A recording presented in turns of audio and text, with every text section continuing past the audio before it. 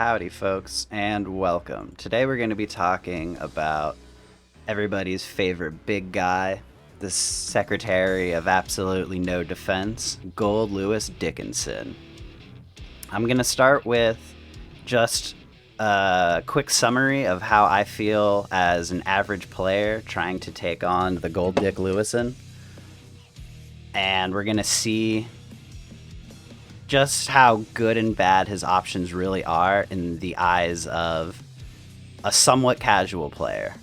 For some quick backstory on who I am and my experience with fighting games, I've been playing fighting games off and on for the last, 2 decades as a very casual player. The kind of person that these companies really look for, who would pick up a fighting game because the characters look cool, play for a few hours, and then maybe pick up the next one in the series when it comes out. But within the last couple years, I've really started to want to dive into these games more and take a more studied approach and kind of use this as a tool to measure success, or at least measure my own success with fighting games. So part of that is doing some analysis on the characters that I am interested in or want to pick up to really see if I'm understanding these meta concepts of the game. So we're going to start with good old Goldlewis. I'm going to do a quick pro and con analysis, just kind of sum up how I feel about him, and then I'll dive into each of those concepts a little further. So I think that he is a fantastic character for his design, and you perfectly feel the big guy archetype. He's not a grappler, but he covers that juggernaut feel where you just smash big buttons and get big results out of it.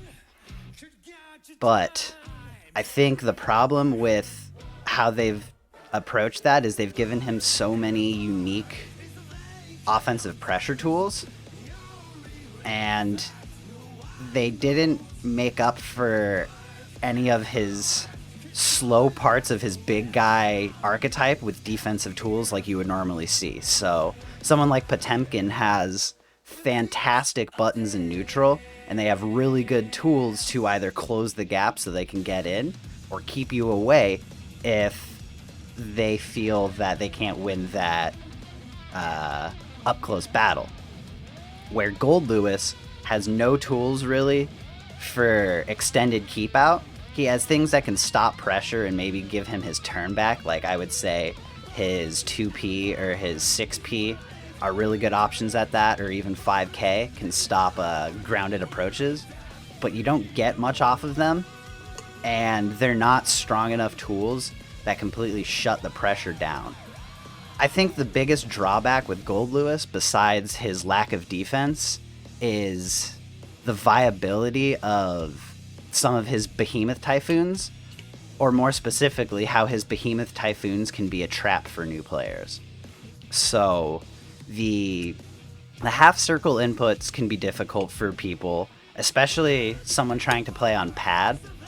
That can be a very frustrating input to constantly have to do, especially some of the weirder ones like starting with up and going down. But with that aside, once you get used to the quirkiness of it, I think the biggest problem is that behemoth typhoons that you would want to use in certain situations aren't the right tool to use in that situation. So his half circle from back to forward being his launcher looks like it would be also a good tool to hit maybe mid-range attacks if someone's coming in with like a low air attack. But you're guaranteed to get counter hit most of the time trying to use any of his behemoth typhoons as that kind of anti-air tool, or that like big shutdown pressure tool. His best one for that seems to be aerial behemoth typhoons. So you have to not be doing a reactive or like split-second predictive attack. You can't say, oh, I think he's going to jump, let's make sure I match it with Behemoth. You have to already be recognizing they're going to jump, so you can then jump and Behemoth Typhoon to make sure you have enough time to land the hit. And I think it's that kind of mix-up that causes a lot of issues with him. You're stuck using subpar tools because the tools that you think would work in situations aren't the right tools.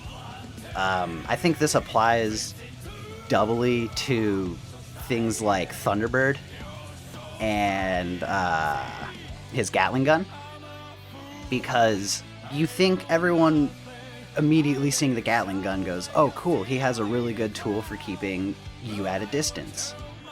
But if you try and use the level 3 Gatling gun on someone when they're a fast character like Giovanna or Milia, they have enough time to dash full screen through the air and punish you for using your tools that you would think would be the right ones in the situation.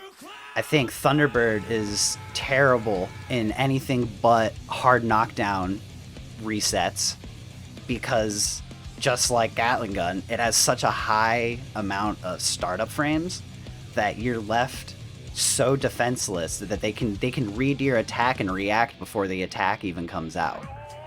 And using that as a defensive tool feels just terrible, that you're trying to make the defensive read, but they can just look at your read and go, oh, easy adjustment, and punish. So those have been the biggest ups and downs of this character, I feel like. You get huge hits, but anything that you want to do with him, like all of the options you would think would be your best options for defense, tend to be the wrong option or something that needs to be used in a different situation.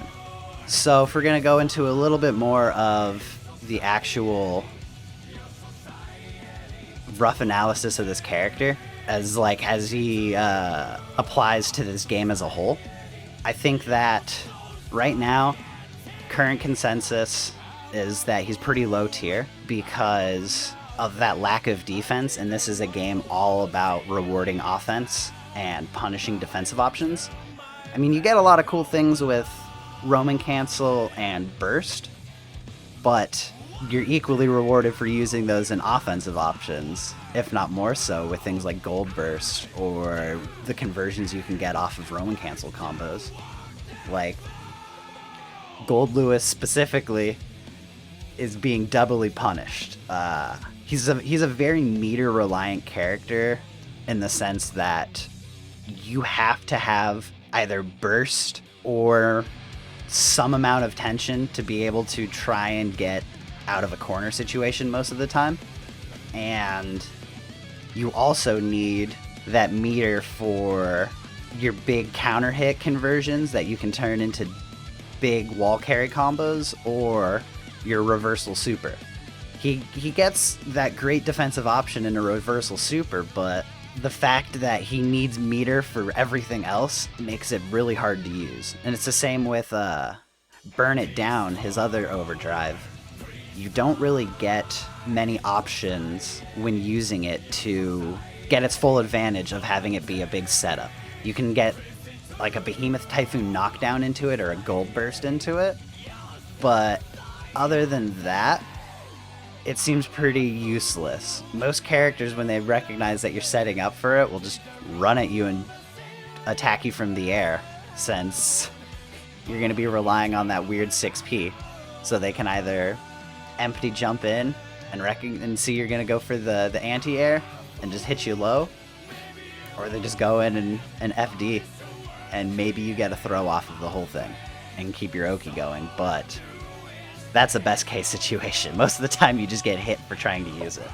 If I were to talk about changes that I would want for this character, I think that some of the things he really needs adjusted really just come in his punch. The fact that standing punch whiffs on most opponents is pretty terrible. The fact that your 2P has such... It's okay that it has slow startup, but I think it's in combination with the fact that it doesn't hit very far, and he doesn't have another button to do the same effect that's even close in startup, that it just feels really bad that basically all three of his punches feel neutered in some way. They feel like they really had to punish him for being so strong, even though there's characters in this game that are faster and have higher damage than him. I think also another change I would like would be Thunderbird's startup. I don't think that it just needs to be faster, you need to be able to use it more, because I think that might be a little too strong on this character. If he can always have his setup going, he doesn't ever have to use his crappy defense. But I think maybe something like how Faust Bomb detonates when he uses it next to somebody. So if they want to go, like, if you're using a Faust love attack, where he jumps in the air and throws his head, if you use that and someone jumps into it, it hits both players. So the Faust player still gets some damage and can maybe try for another reset, but he loses his advantage for being punished on the move. And I think that could be something that would be really beneficial on Thunderbird, where if someone dives in on you for trying to use it after a knockdown, like a cross-screen knockdown or something, they still get hit and knocked down, and you both get reset, but in a closer neutral state. So you at least still have some advantage for using your tools properly, but they also have some advantage for getting the right read and punishing you. I think it would just be a nice happy medium. The Gatling, I think, just, that's okay that it gets punished.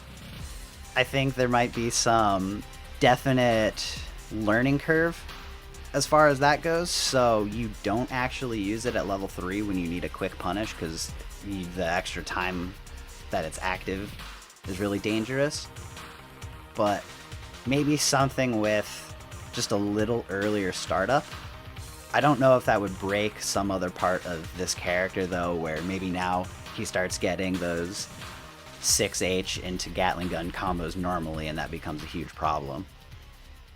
And finally, I think just some learning, or the community's acknowledgement and kind of adaptation of his Behemoth Typhoons, because I think the potential is there for them to even be just that, neutral answer that you get to throw out a bunch as your offensive tool. I think it's just going to have to be maybe one or two of them get adjusted slightly so that they can be more viable as like a big cover the screen thing.